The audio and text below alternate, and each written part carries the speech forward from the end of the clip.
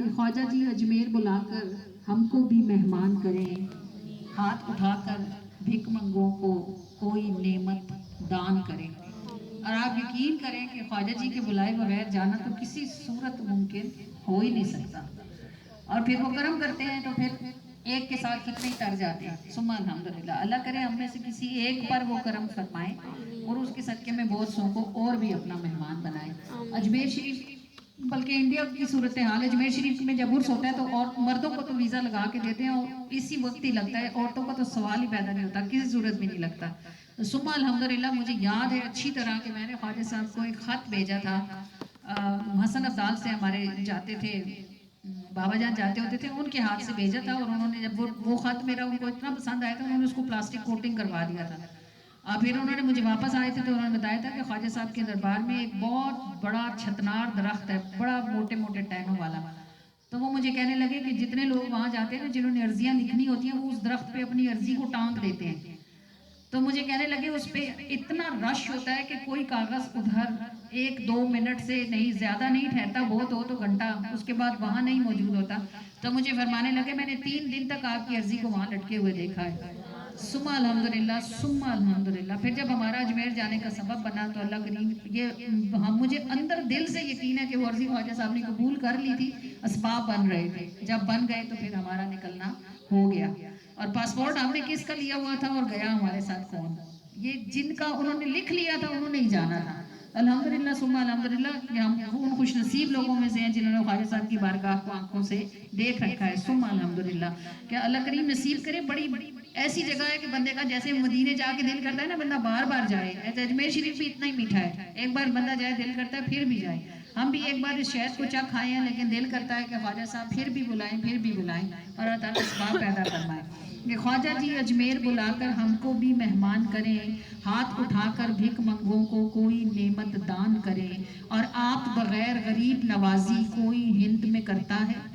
آپ کے ہوتے خواجہ جی کیوں اور کسی پر مان کریں؟ اور آپ معین الدین ہیں خواجہ، آپ ہی ہند کے والی ہیں، آپ عطائے رسل ہیں خواجہ، کیا کیا شان بیان کریں؟ اور راجستھان میں آپ کو بھیجا، اسماعیل کو مکہ میں رب نے چاہا، بندے اپنے رب سے اچھا گمان کریں۔ دیکھیں یہ جو پانی کے چشمے ہوتے ہیں نا، یہ جب ریت میں سے صحراؤں میں پھوٹتے ہیں نا تو یہ بتاتے ہیں کہ اللہ اپنے بندوں کی سنتا ہے، اور یہ دکھاتے ہیں کہ اللہ سب کرنے کی قدرت رکھنے والا ہے۔ جیسے اللہ تعالیٰ نے حضرت اسماعیل علیہ السلام کو مکہ بھیجا تھا نا، پھر حضرت اسماعیل علیہ السلام کی ایڑیوں کے رگڑنے سے زمزم پھوٹا تھا، ایسے اللہ تعالیٰ نے کفر کی چٹانوں کو توڑنے کے لیے حضرت خواجہ معین الدین چشتی اجمیری رحمۃ اللہ تعالیٰ علیہ کو اللہ کے محبوب نے حکم دیا تھا کہ آپ اجمیر جائیں۔ اجمیر جو ہے یہ راجستھان جو ہے اس کا ایک صوبہ ہے نا، اس کا علاقہ ہے اجمیر۔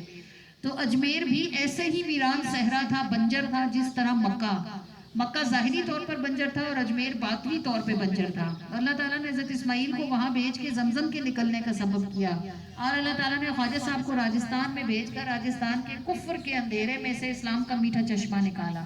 تو یہ راجستھان میں آپ کو بھیجا، اسماعیل کو مکہ میں رب نے چاہا، اب بندے اپنے رب سے اچھا گمان کریں، اور آپ کی سلطانی میں خواجہ ہم ادنا بھی رہتے ہیں۔ ہم سب جتنے ہیں پاکستان، انڈیا، بنگلہ دیش، ہم سب خواجہ صاحب کی حکومت میں ہی رہتے ہیں، بھلے صدر کوئی بنے، بھلے وزیر اعظم کوئی بنے، بادشاہی خواجہ صاحب ہی کی ہے، کیونکہ خواجہ صاحب کو یہ بادشاہی حضور علیہ السلام نے عطا فرمائی ہے۔ اسی لیے خواجہ صاحب کو عطا رسول بھی کہتے ہیں کہ رسول اللہ صلی اللہ علیہ وآلہ وسلم نے انڈیا کو خواجہ صاحب عطا فرمائے، ہندوستان کو، پاکستان کو رسول اللہ نے عطا فرمائے خواجہ صاحب کہ آپ کی سلطانی میں خواجہ ہم ادنا بھی رہتے ہیں، آتے جاتے پل دو پل کو کبھی ہمیں حیران کریں۔ کبھی اچانک آپ تشریف لے آئیں اور ہم اکے بکے ہو جائیں کہ یہ خواجہ صاحب تشریف لے آئیں۔